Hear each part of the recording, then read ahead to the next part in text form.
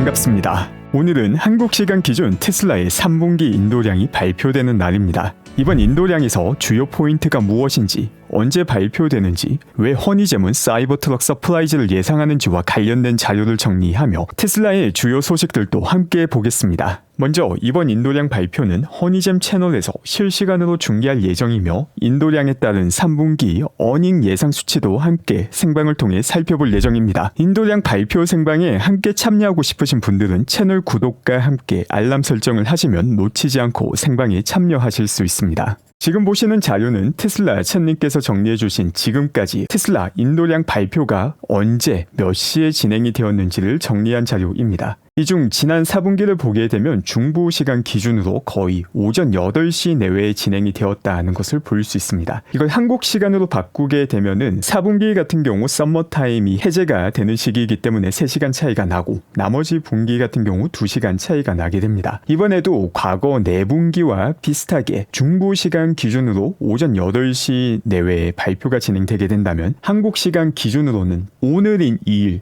저녁 9시 40분에서 10시 정도의 발표가 되게 됩니다. 테슬라 측에서 공개한 셀사이드 월가 애널리스트들의 이번 인도량 예상치입니다. 이 수치를 보게 되면 전체 평균은 46만 2천대 정도이고 중앙값은 46만 3,500대 정도입니다. 그리고 여기서 또 중요한 게 여기 보면 기타 다른 모든 모델이 27,900대 정도로 지난 분기와 비교했을 때 6,000대 정도밖에 차이가 나고 있지 않습니다. 이와 관련해서도 상당히 큰 의미가 있는데 저는 이것보다 훨씬 더 높은 수치가 기타 다른 모든 모델에서 나올 것이다 라고 예상하고 있는데 왜 그렇게 예상하는지도 조금 이따가 살펴보겠습니다. 내일 발표되게 되는 인도량 수치에서 주의 깊게 살펴봐야 되는 포인트를 정리하겠습니다. 일단 지난 분기 엄청난 점프를 보여주었던 에너지 저장 장치 설치량, 이번 분기에도 비슷한 수준만 유지된다 하더라도 상당한 플러스가 되고 이게 어느 정도 수치로 발표가 되는지 아주 중요한 포인트가 됩니다. 그런데 바로 오늘 테슬라 에너지에서 재미난 자료를 공개하였습니다. 전 세계에 설치한 파워월의 수치가 75만 개가 넘었다라면서 그래프를 공유해 주었습니다. 이 그래프에는 주요 포인트가 많이 들어가 있습니다. 누적 설치량이기 때문에 그래프가 우상향하는 것은 당연한 것인데 그래프의 기울기가 시간이 가면 갈수록 더욱더 가팔라지고 있습니다. 이게 의미하는 것은 똑같은 시간 내에 설치하는 파워월의 숫자가 증가하였다는 의미이고 테슬라 파워월에서조차 S커브를 보여주고 있습니다. 물론 앞서 살펴본 테슬라 에너지 저장 장치 설치에서 가장 큰 역할을 하는 것은 메가팩입니다. 하지만 메가팩과 함께 일반 가정집에 설치하는 파워월마저도 S커브를 타기 시작하였다는 것은 아주 고무적인 일입니다. 그리고 두 번째로 살펴봐야 되는 내용이 기타 모델들입니다. 이 기타 모델들에 들어가는 게 모델 S, X, 세미트럭도 들어가고 가장 중요하게 사이버 트럭이 들어가게 됩니다. 이 사이버 트럭과 관련해서 저는 아주 높은 확률로 서프라이즈가 발생할 것이다 라고 내다보고 있는데 그 근거가 무엇인지 하나하나 정리하겠습니다. 지금 보시는 자료 같은 경우 켈리 블루북에서 나왔던 지난 1분기와 2분기 사이버 트럭의 판매량입니다. 켈리 블루북 자료에 따르면은 1분기 같은 경우 2,800여 대, 2분기는 8,750여 대를 인도하였다라는 내용을 켈리 블루북을 통해서 확인할 수 있습니다. 그래서 2분기까지 판매된 총 사이버 트럭은 켈리 블루북에 따르면 11,500여 대가 됩니다. 그런데 이 자료가 상당히 신뢰도가 높은 게 제가 과거 사이버 트럭과 관련해서 따로 정리를 한번 했었죠. 이때 확인했던 게 니사에서 테슬라 측에 요구를 하며 여기에 적용되는 사이버 트럭의 대수를 기재하였고 이걸 확인해 보니까 6월 19일까지 총 누적 판매량이 11,688대 정도로 추정이 되었습니다. 그런데 켈리 블루북과 비교해 보면 누적 판매량에서 거의 일치한다는 걸 볼 수 있죠. 그래서 2분기까지의 사이버 트럭 누적 판매량이 약 11,000대에서 12,000여 대 정도다라고 가정을 할 수 있습니다. 그리고 허니잼 채널에서 또 정리했던 내용이 4680 배터리 생산량을 기준으로 생산되는 모든 4680 배터리를 사이버 트럭을 생산하는 데 사용한다면 총 몇 대의 사이버 트럭을 만들 수 있는지도 정리하였습니다. 이걸 정리해 본 결과 지난 7월 23일 기준 한 주에 1,400대의 사이버 트럭을 생산할 수 있었고 9월 15일 같은 경우에 한 주에 2,553대의 사이버 트럭을 생산할 수 있는 엄청난 점프를 기록하였습니다. 마지막 한 달 동안은 이 9월 15일에 나온 주당 사이버 트럭 생산 가능량을 적용하고 3분기 첫 두 번째 달 동안은 7월 23일에 확인되었던 이 수치를 적용하게 된다면 3분기 실제 생산 가능한 사이버 트럭의 수치는 21,412대가 됩니다. 이건 생산 가능한 수치이지 실제 생산했는지 또 판매했는지까지는 알 수 없습니다. 그런데 이와 관련된 또 힌트가 추가로 주어지게 됩니다. 지금 조태금 아이어 씨께서 공유해주신 이 영상을 보게 되면 사이버 트럭의 빈 수치가 38,800대를 기록하고 있습니다. 9월 24일이다 라는 점을 고려하면은 4만을 넘겼을 가능성이 아주 높습니다. 이 빈이 의미하는 바는 정확하게 1:1 대칭으로 누적 판매량을 나타내고 있지는 않지만 사이버 트럭 누적 판매량과 아주 근접한 수치가 되게 됩니다. 중간중간 취소가 되는 경우도 있기 때문에 이를 감안해서 한 32,000대 정도다라고 친다 하더라도 앞서 정리했던 내용이 2분기까지 누적 사이버 트럭 판매량이 11,100여 대였습니다. 현재 빈이 거의 4만인데 이걸 31,000 정도로만 잡아준다 하더라도 3분기에만 2만 대를 인도했다라는 의미가 됩니다. 벌써 4680 생산량을 바탕으로 충분히 현실적으로 성취가 가능한 수치이다라는 것 역시 확인할 수 있습니다.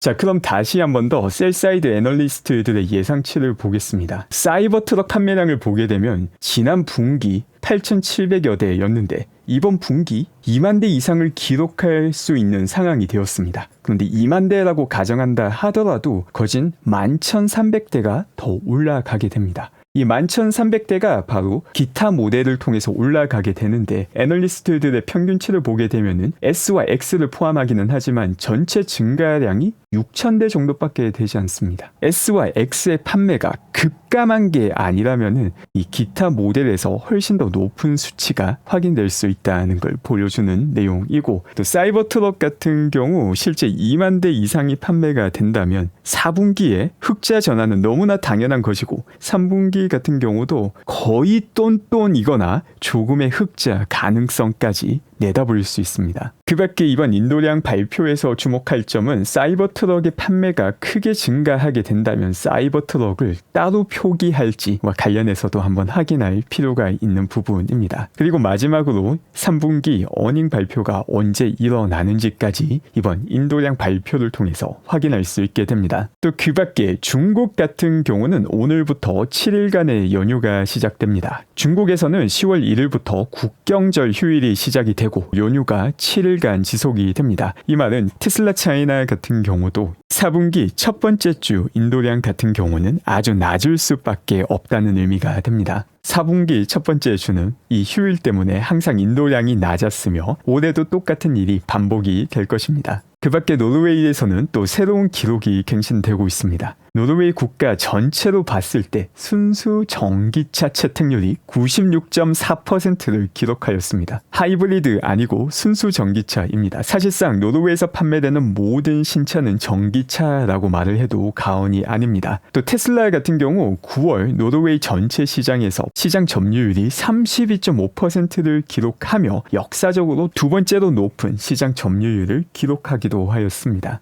이와 관련해서 일론 머스크가 코멘트를 남기기도 하였습니다. 장기적으로 봤을 때 거의 대부분의 차량은 순수 전기차가 될 것이다. 내연기관 차량은 말을 타는 것처럼 소수의 틈새 시장에만 남을 것입니다. 라는 글을 남겼습니다. 그리고 이런 미래가 벌써부터 현실화되고 있다는 것을 증명하는 것이 노르웨이이고 또 그 밖에 많은 유럽 국가이기도 합니다. 지금 자료는 다양한 유럽 국가에서 테슬라의 2분기와 3분기 시장 점유율 변화를 정리한 내용입니다. 여기서 시장 점유율이 올라간 국가 같은 경우는 붉은색으로 표시를 하였고 내려간 국가는 푸른색으로 표시를 하였습니다. 유럽 내 많은 국가들의 테슬라 시장 점유율이 올라갔다는 것을 확인할 수 있고 보통 내려 내려갔다 하더라도 그 내려간 폭이 크지 않다는 것도 확인할 수 있습니다. 다만 예외적인 케이스가 아일랜드 같은 경우는 상당히 큰 폭으로 시장 점유율이 내려갔는데 그 밖에 다른 국가들 같은 경우는 크게 의미있게 내려간 경우는 없다는 것도 확인할 수 있습니다. 그 밖에 사이버트럭 FSD 배포가 아주 순조롭게 진행이 되고 있습니다. 어젯밤에 확인된 것만 해도 벌써 3차 배포까지 확인이 되었습니다. 그런데 이 3차 배포까지 진행된 버전이 12.5.5인데 12.5.4.1이 또 새롭게 배포가 되는 것이 확인이 되었습니다. 어떻게 12.5.5가 배포가 되고 12.5.4.1이 배포가 되는 게 조금 어색하게 느껴질 수도 있습니다. 왜 한 번에 다 최신 버전을 배포하지 않는지 좀 이상하게 보일 수 있죠. 이처럼 다양한 버전, 심지어는 더 낮은 버전까지 이후에 배포하는 데는 다 이유가 있기도 합니다. 각 버전마다 수집하는 데이터의 쓰임이 다르기 때문입니다.